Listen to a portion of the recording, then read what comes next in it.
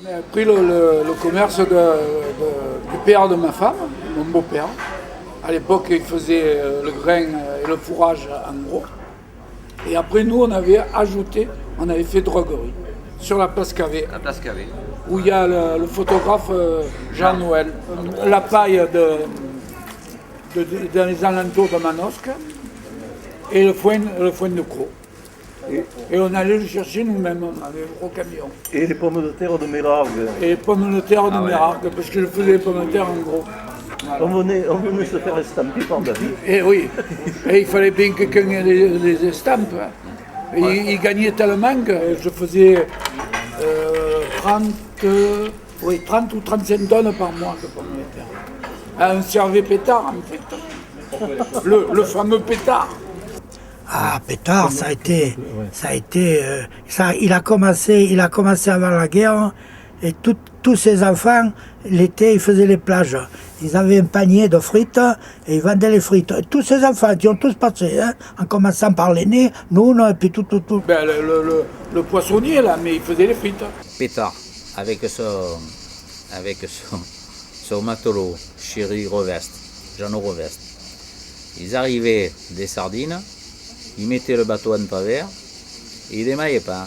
Ils allaient boire un coup au rouge, ils déjeunaient et ils redescendaient. Et tout le monde attendait, ils ne montaient pas dans le bateau. Et après, les gens aidaient à démailler.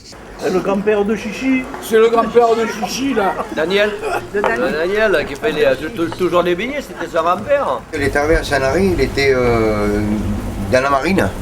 Et finalement, il est resté ici, quoi. Bon, il a connu, bien entendu, ma grand-mère et il est resté ici. Voilà. C'était un matelot, quoi. Et l'hiver, il faisait la pêche.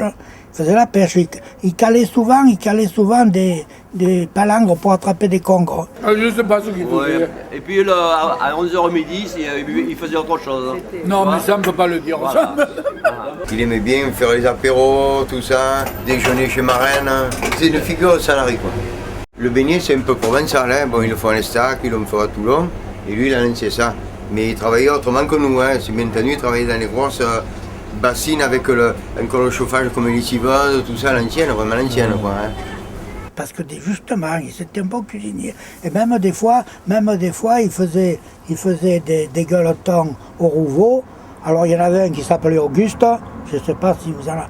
Auguste, c'était un vieux sanarien. Et ils s'associaient tous les deux pour faire des bouillabaisse, des machins comme ça.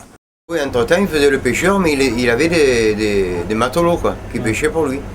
Il avait acheté 2 bateaux et il les faisait mener par monsieur Louis Revest, Jean Revest, qu'on appelait Chéri. Il travaillait avec. Et puis moi, j'ai fait une saison aussi avec eux. On était associés avec eux. Il y avait Pétard, il y avait mon frère, il y avait Chéri, on était 4. Il pêchait un peu comme ça et il menait sa baraque en même temps. D'abord, quand la baraque a brûlé, c'est un truc qui déjeune à Marraine, et on lui a dit Pétard, la baraque le brûle. Lui, il a dit, eh ben là, c'est brûlé.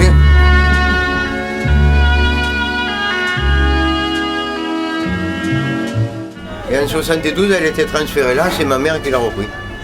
Dans l'appellation, nous, chez nous, son père, il a cédé la baraque, elle l'a reconstruit avec l'autorisation qu'il a fallu, autant de Brunel. Mais je ne sais pas pourquoi on l'appelait Pétard. Après, il avait un fils qu'on appelait Pétardon. Et puis il avait une fille qu'on appelait Pétola. L'emblématique Joe Pétard habitait cette maison ici, là, au numéro 11.